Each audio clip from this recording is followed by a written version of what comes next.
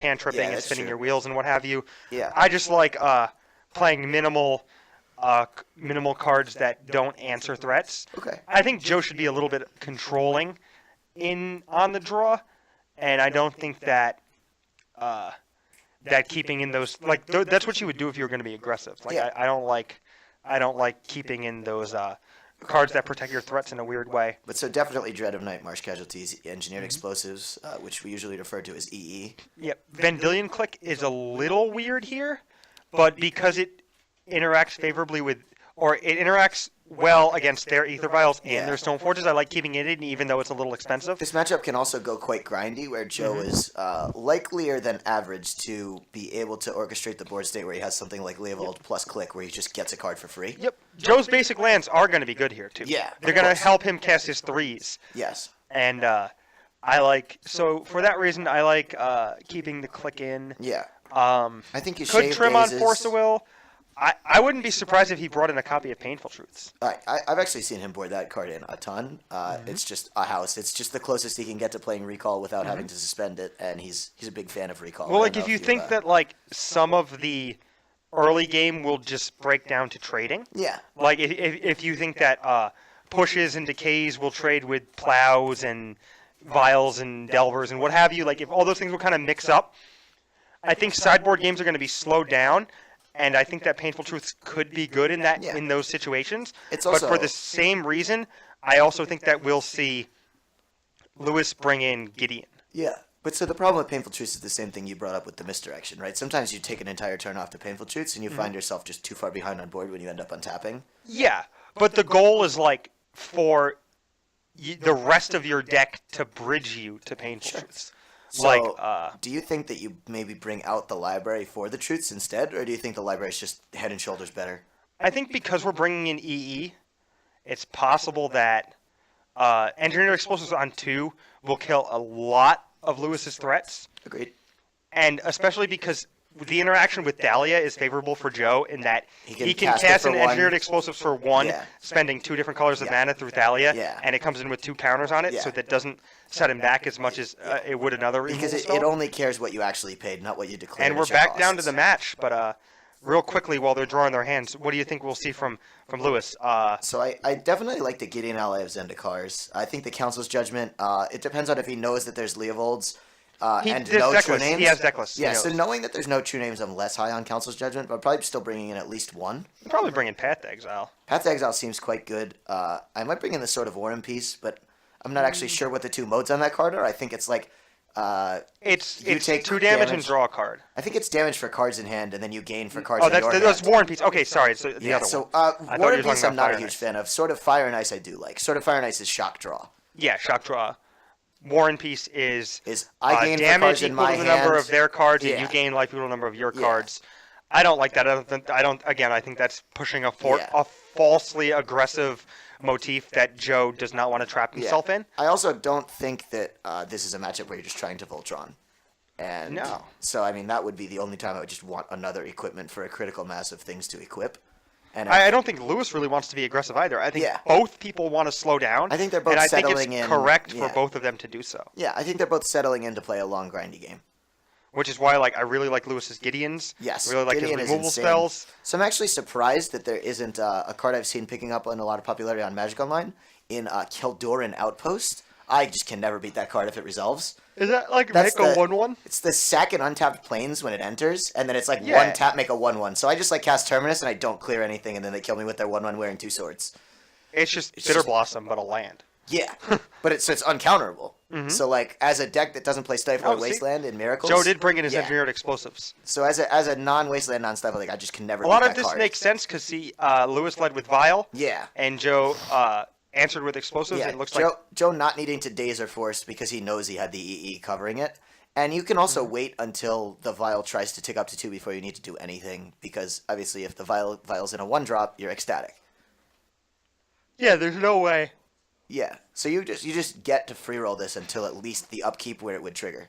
But I think that Joe has to Oh, blow so the he's- Explosives because you can't let the Vial get to 2. Yeah, but I think you Yeah. can wait till his upkeep to You put the could. trigger on the stack. Like I don't think you're losing anything in between. I mean, Joe knows better than me, but I think that they're functionally similar anyway, so I'm not sure that it matters. Yeah. Because maybe Luis like shortcuts to just like skips the trigger. Like I've seen some players who don't plan on ticking up their vial not tick it up. I mean, it's obviously not the case when it's on one into an EE on one, but and he does have the Mother of Runes, in fact. Playing around days there, then playing his land, then playing the Ether Vial, deciding he'd like to cast. Yep. You just retapped his mana quickly there. Yeah. So it's a small victory there for Lewis in that he got a 1-for-1 and then committed 2 more 1-mana threats to the board. So he spent a lot more mana than Joe has as far as developing his board goes. Yeah. Joe notably starting on basic, of which his deck list has 2 total basics. So which looks good against that wasteland, but also is a cautionary tale because when he eventually gets his green mana, he can get wastelanded off both 2 colors. We may see an Abrupt Decay here. Sylvan Library. Okay, so he's just he no longer stay worried. with Sylvan, so Yeah. which makes sense, I think, considering the way the game went. Yeah. If he always thinks, or almost always thinks, his EE is just an answer to Ether Vial, then it makes sense. Yeah, rather than that he would leave in library. Yeah, rather he's than less like inclined to pop it on 2 than agreed. or more inclined to pop it on 1 than any other mana cost. I also think Joe's built his deck to probably be the Delver deck that's the least soft. Okay, he's going to get maximum punished for fetching both basics by having this path not be on. And do you think Lewis realized that he would be incentivized to fetch his basics so that he realized path would be pretty free? Yeah, but so I also think that Joe has built his Delver deck to be one of the least concerned with Umezawa's Jitte. So I also think he's less priced in to putting it on 2, rather than the Young Pyromancer builds I just can't think that let Jitte ever get a on. lot of their things cost 2. Yeah. And it's natural that you might get a 2-for-1 or even a 3-for-1 just the way the game plays out. But Joe's also, just because he's not cold to Umezawa's Jitte, he does get another turn of worrying about 2s. So there's less likely that a random 2-drop just runs away with the game. Yep. So it looks like he wastelanded the duel, and Joe's resolving his Sylvan Library ability right now. It looks like he picked up Joe a fetch has land. how many Trops in his deck? 2? I believe he has 2 Trops and 3 Undergrounds, yes. Yep, so this is a tough spot for Joe because he is... Okay, he drew 2 cards off the Sylvan Library also. So he's at 11, okay. Yeah. So he just got a Leovold here? Yeah, so he just paid 8 life. Or no, because he fetched twice. Right? No, I don't he think paid he paid 4 8 life. life. He paid 4 life. Yeah, he fetched once and paid the full 8. Okay, so there we go. this library just was a recall for Joe. All right. I mean, I think that it's good for Joe to ensure that he hits a land every turn. Yeah. But it's possible that Joe is in trouble with his land base, as his Trops are 1 wasteland away from getting shut off. Yeah, but he does have access to the Death Rights and things like that, which is should be coming down the pipeline pretty soon when he just gets to see 3 cards a turn. And I think you can play a little aggressively with your life total, staring down the amazingly quick clock of 1 Mother of Runes. And another Mother of Runes. Well, that just entered, but when he took the 8, there was just the 1, and 1 mom less scary than 2 moms. Mom's stronger in numbers. Nothing scarier than a pack of moms. A pack of angry moms, yes. Right? Anyone who's ever lived in a suburb will certainly vouch for that. I was going to say suburban America can vouch for us on that one. Yes. And Mother of Runes, she knows a lot of spells. Not a potential witch you'd like to mess with. The old home by 10 spell. Yeah. Snap, get teleported from wherever you are because your mother said you needed to be home. You curve home by 10 into dinner's ready. Yeah. There's so much interesting magic going on, and we're just philosophizing on nonsense. Yeah. So that's okay. We see a Baleful Strix drawing an Abrupt Decay here. And then the Abrupt Decay targeting Ether Vial, and in response, the Ether Vial is going to activate and put in a Stoneforge Mystic, and the trigger is going to happen now. So Lewis is way down on cards, yeah. But this Stoneforge Mystic is going to get to activate next turn, which is very good for him. So I think we're going to see a sort of Fire and Ice, right? Because he can try to jam it through with these multiple Mother of Runes. I would probably get Batterskull here. Really? Yep. Okay. The Sword of Fire and Ice lets you recoup cards, but I guess the Batterskull lets you get them dead. Well, the thing about the Batterskull is... it just works. That it just, it colds the Leovold, and you can't really kill it. That's true. Because of Mother. Yeah. He's not, it incentivizes him to leave back his Baleful Strikes, which is okay. A fun interaction. We haven't actually seen it yet on coverage, but it's a relatively basic thing to understand is that protection does actually stop Abrupt Decay. Abrupt Decay says it can't be countered, but it's by spells or abilities. Protection is a game mechanic that would counter it, so it will still be stopped by Mother of Runes activations. But notably, Batterskull plays around, and look, he's playing around Vendilion Click here too. Yeah. Batterskull plays around Abrupt Decay. Yes, because it Because- costs 5.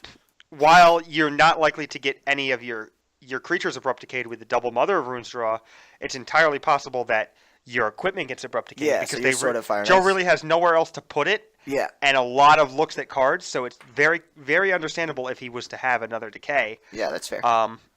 And this plan kind of holds the Decay because he's only has creatures he can target. Yeah. I really like it. And he can even go so far as to just attack, and if the Strix blocks, he just says, okay, pro-black. Yeah. What is this? This is That's a a kicked kicked marsh marsh casualties. Jeez. Whoa. So those Mother of Runes will be dead. Marsh Casualties notably does not damage enchant block or target, so protection not going to be great. Nope, this is a backbreaker for Joe. Yeah, it looks like he's just loading up the Batterskull with a turn of a bunch of God's Willing effects. I thought this game swung in Lewis's favor, and And we just Man, see the strength of was Joe's deck that building. a strong turn from Joe So, Brennan. so notably there, Marsh Casualties much different than what Golgari Charm would have done. Mm-hmm. Golgari Charm still would have killed both mothers, but would both not have been able to leverage the extra mana towards the Stoneforge and would have killed his Baleful Strix. So strong deck building there. This would be a good time for Gideon if Lewis could put that together, but he's so low on resources Yeah. versus Joe. I also just feel like literally any time is a good time for Gideon. I'd cast that card off Plains Black Lotus in Cube. Oh, I dig it. My opponent discarded an Emrakul the Promised End and reanimated it and killed me, but it was fun. Prelate. A little late there. Yeah, so the Sanctum Prelate is going to enter. It will likely name Probably just name 3? one at this point. 1, okay. Yeah, I what mean, are he's we- cast a lot of 2s. Oh, and our Batterskull's still colding the Leovold, so we actually aren't in that bad of a spot. Mm-hmm. Yeah, so I'm behind that. Yeah, you turn off the cantrips and things like that. Well, most of his card selection has been via library, so I think it's reasonable for Lewis to assume that Joe has cantrips in hand that he just really hasn't needed to cast. Yeah, and now they're colded. And it's a little worse against the Decay that he probably could have also reasonably thought that Joe had. Yeah. But I kind of like just putting it on 1. Oh, I hope Joe's not about to cast it. Oh, no, this is not going to do what he wants. That's not... Yeah, that card works that's how such that you card can't works. cast it. It's not a counter. It just goes back to your hand. Yeah, it's can't not a cast it. chalice in that it counters. It says you cannot cast non-creature X. So this is actually not a legal play. Yeah, so he's just going to put Yeah, it so back in he's his going to hand. get some form of minor warning, and it's going to go back to his I hand. don't even know if he will. They caught it right away. He Yeah. probably will still get a warning, but But it's certainly just... The resolution should just be that it returns to his hand and is yeah, it rewound. doesn't go to the it definitely doesn't go to the Yeah, graveyard. 'cause It he doesn't can't matter legally if cast it's it. like a Yeah. $200 brainstorm or whatever. It just goes back to his hand. Yeah. It should be like if you cast Brainstorm and it's a $200 Brainstorm and you do so under Sanctum Prelate, your opponent just owns it now. Well, the Sanctum Prelate's foil also, though. So in the heads up, I think the costs work out. The Sanctum Prelate foil is like $200. No, I'm just saying it. The Death and Taxes player has also done their best to play all the most expensive versions. So I think it Yes. works out either way. But like when your opponent has Underground Sea that's black bordered and you And have worth my car? Yeah, I agree. Battle for... Oh, he did bring in Painful Truth. Yeah. Wow, so He loves that card. we perfectly called the sideboarding decisions. And so he's going to go to 8.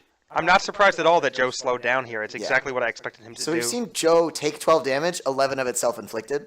I'd really like to see Luis cast Self-Inflicted Wound and deal Joe 2 more damage, but unfortunately that's something we've only seen in Standard. So self-inflicted and then self-inflicted? Yes.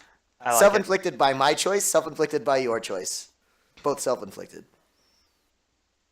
So we're going to see a Gurmag Gangler. Gurmag Gangler, there we I go. like to call this card Gangler to save some syllables. No one else believes me and looks at me like I'm crazy. I like to call it Fish Daddy. Okay. I've called it Zombie Fish now and again, but Gangler much cleaner. Single syllable. Fish Daddy. All right. We can agree to I don't know how disagree. you would call it anything else, honestly. Adding a syllable, generally not great abbreviating.